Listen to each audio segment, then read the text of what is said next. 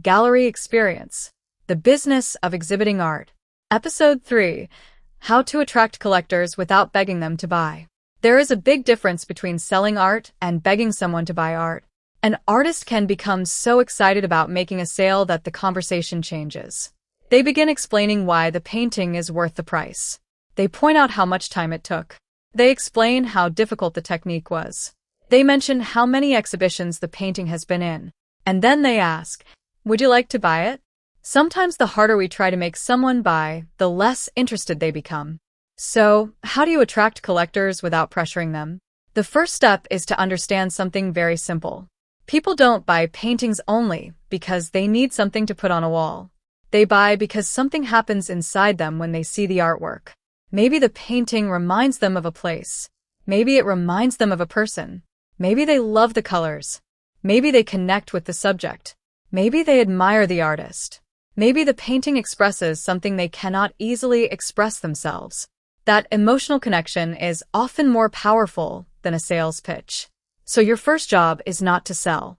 Your first job is to create an opportunity for connection. Let the viewer look. Let them stand in front of the painting.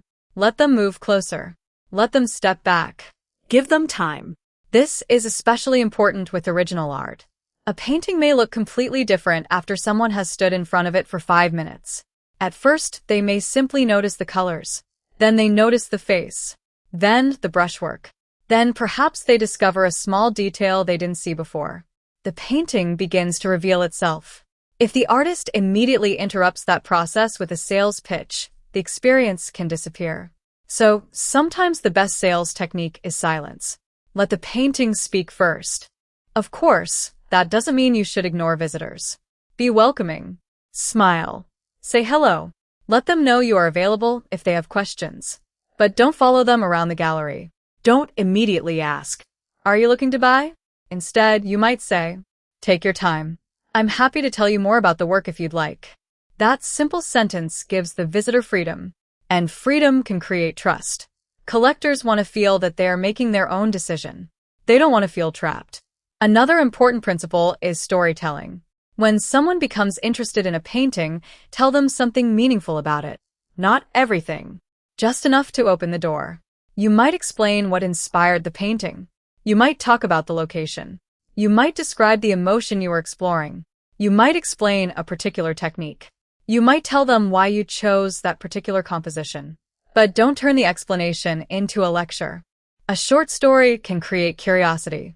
For example, instead of saying, this is an oil painting on canvas, 24 by 36 inches, completed in 2026. You might say, I painted this after spending several weeks thinking about how people change when they are alone. Now the viewer has a reason to look again. The technical information is still important, but the story creates emotional entry. And this is where collectors often begin to connect. They may start asking questions. What made you think about that? Where did you paint it? How long did it take? Is this part of a series? Do you have other paintings related to this one?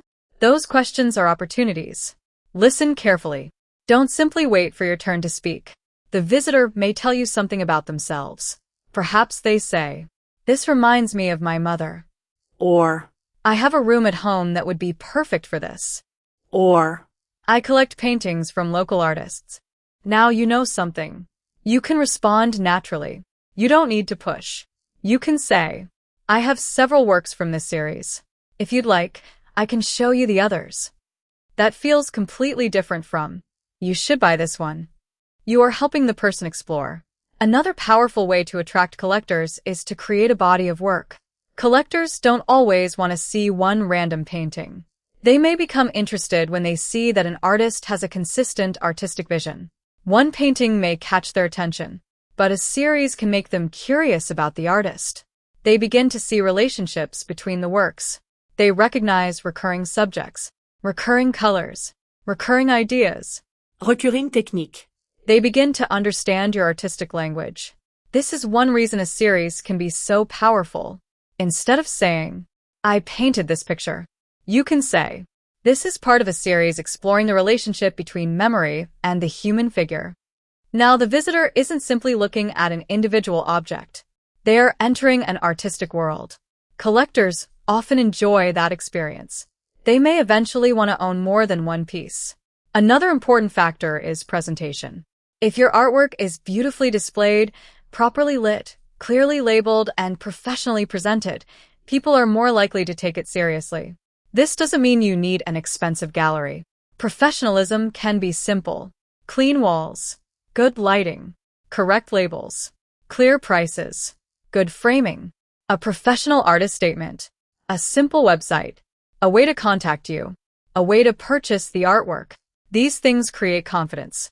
And confidence matters when someone is considering spending money. Now, let's talk about price. This is where many artists become nervous. Someone asks, "How much is this?" And the artist immediately starts apologizing. "Well, I know it's expensive. I spent so much time on it. I could probably give you a discount." Stop. You don't need to apologize for your price. If you have decided that the painting is worth a certain amount, say the price calmly.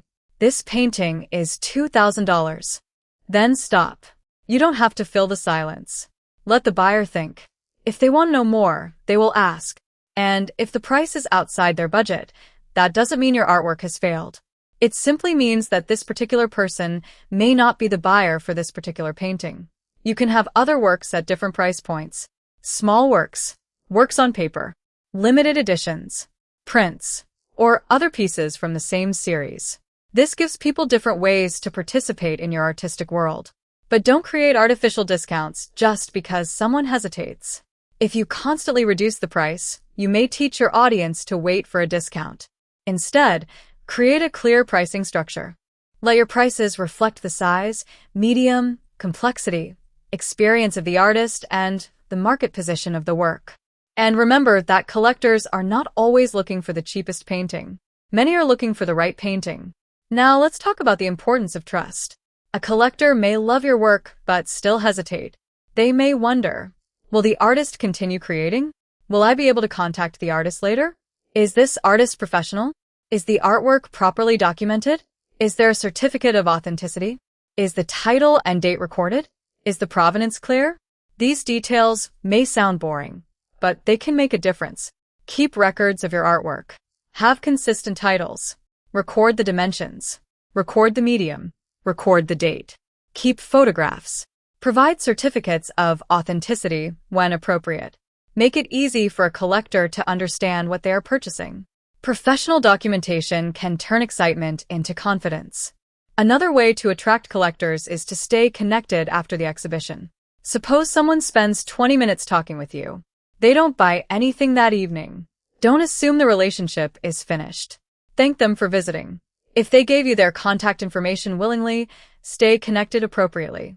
Let them know about future exhibitions. Share new work occasionally. Invite them to artist talks. Don't send messages every week asking if they have changed their mind. Give the relationship room to grow. A collector may not buy today. They may buy next year.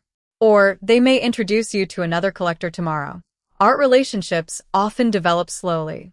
And this is why your reputation matters. If people see you repeatedly producing thoughtful work, exhibiting professionally, and treating people respectfully, they begin to trust you. Trust creates long-term value. There is another powerful idea. Create a reason for collectors to feel special without making other visitors feel excluded. You might organize a small preview before the public opening. You might invite collectors to see new work first. You might host a private artist conversation. You might create a small catalog of the exhibition. You might offer a studio visit. These experiences can help people feel connected to the artist. And connection is one of the great advantages of original art. When someone buys an original painting, they're not simply buying an object. They are taking a piece of an artist's vision into their own life. That is very different from buying something mass-produced. So don't treat your artwork like merchandise. Treat it like something with meaning. But also don't make the mistake of thinking that meaning alone will sell it. Professional presentation matters. Accessibility matters. Pricing matters. Communication matters. Trust matters. The emotional connection may start the process, but professionalism helps complete it. So when you are standing in your gallery and someone becomes interested in your painting, remember these simple principles. Don't chase them.